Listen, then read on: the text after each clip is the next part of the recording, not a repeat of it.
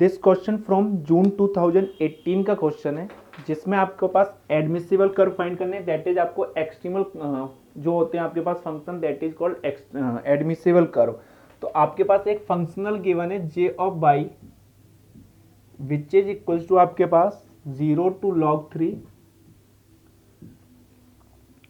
e की power minus x into y dash का square plus 2 times e की power x into y dash plus pi. ये आपके पास एक फंक्शनल गिवन है dx, वेयर आपके पास कंडीशन गिवन है y at log 3 equals to 1 and y at 0 equals to 3। तो यानी कि आपके पास ये question moving boundary value problem की प्रॉब्लम है।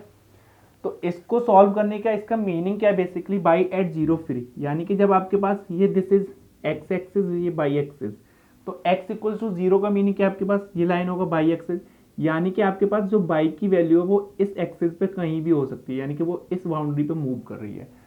तो जब आपके पास कोई भी कंडीशन यानी कि एलोंग वर्टिकल लाइन फ्री है आपके पास, यानी कि एलोंग वर्टिकल लाइन मूव कर रही है, तो आपको नेचुरल बाउंड्री कंडीशन यूज करनी होती है, और जो हाईएस्ट ऑर्डर डेरिवेटिव होता है उसके रेस्पेक्ट में आप यूज करते हैं नेचुरल बाउंड्री कंडीशन।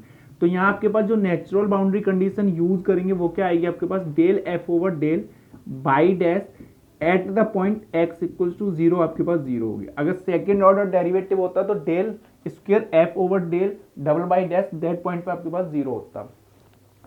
तो जब भी अगर आपके पास मूविंग बाउंड्री वैल्यू प्रॉब्लम है और आपके पास नेचुरल बाउंड्री कंडीशन यूज हो रहा है, यानी कि आपके पास जो पॉइंट मूव कर रहा है वो एलोंग वर्टिकल लाइन मूव कर रहा है, तो आप नेचुरल बाउंड्री कंडीशन यूज करेंगे।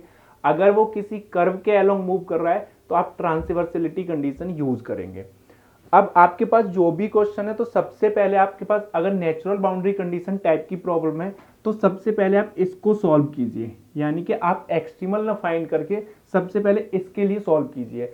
अगर आपके पास यहाँ से कोई कंक्लूजन नहीं निकलेगा तब आप पूरा एक्सट्रीमल फाइंड करेंगे। तो जैसे कि हमारे पास ये एफ गिवन है, एफ आपके पास ये F of x by and by dash, इसका आपको डेरिवेटिव करना है with respect two by dash. तो यहाँ से आपके पास मिलेगा e की पावर माइनस एक्स, यानी कि del F over del y dash, वो आएगा e की power minus x into 2 y dash plus 2 times e की पावर x, ये मिलेगा आपके पास। तो del F over del y dash at point आप x इक्वल टू 0 फाइंड करेंगे, तो e की पावर 0 दैट इज 1, तो 2 times y dash at point x equal to 0 plus ये क्या मिलेगा 2 e की पावर 0 आपके पास 1, दैट इज आपके पास 0 के इक्वल पुट करेंगे, तो यहाँ से आपके पास बाई डैश एट 0 जो आया वो आया -1। अब आपके पास जो 4 ऑप्शन में एक्सट्रीमल गिवन है वहां आप देख लीजिए किसका डेरिवेटिव एट पॉइंट 0 पे -1 दे रहा है। जैसे हमारे पास फर्स्ट ऑप्शन में एक्सट्रीमल है 4 माइनस ई की पावर एक्स, इसका डेरिवेटिव करूंगा विद रेस्पेक्ट टू एक्स, तो minus e to the power x मिलेगा, एट पॉइंट 0 -1 देगा। बी ऑप्शन में आपके पास 10 माइनस ई की पावर -2x, इसका डेरिवेटिव करूंगा विद रेस्पेक्ट टू एक्स, तो आपके पास ये 0, आपके पास ये मिलेगा ई की पावर 2x इंटू 2, इसका डेरिवेटिव 2 मिल रहा है, आपके पास -1 नहीं मिल रहा। तो यहां से आपके पास B C and D option discard हो गए। अदरवाइज आप इसको जब सॉल्व करेंगे पूरा तो आपको आइलर इक्वेशन यूज करनी होगी। आपका क्वेश्चन यहीं फिनिश हो गया, यानी कि आंसर क्या आएगा आपके पास, ए आंसर आपके पास करेक्ट होगा, remaining are false with respect to this condition. अगर आपको एक्चुअल में एक्सट्रीमल फाइंड करना है तो वो क्या आएगा आपके पास, आइलर इक्वेशन यूज करेंगे यहाँ से। तो आइलर इक्वेशन क्या आएगी आपके पास, del F over del y minus derivative of del F over del y dash equals to 0, ये यहां से आप कन्वर्ट करेंगे। तो यहां से जब आप आइलर इक्वेशन को यूज करेंगे, यानी कि आपके पास ये फंक्शन के रेस्पेक्ट में बनाएंगे, तो ये आपके पास y double dash minus y equals to 0 में कन्वर्ट होगी। तो यहां से आपके पास सॉल्यूशन क्या मिलेगा, y of x equals to c1 e की power x plus c2 e की पावर माइनस,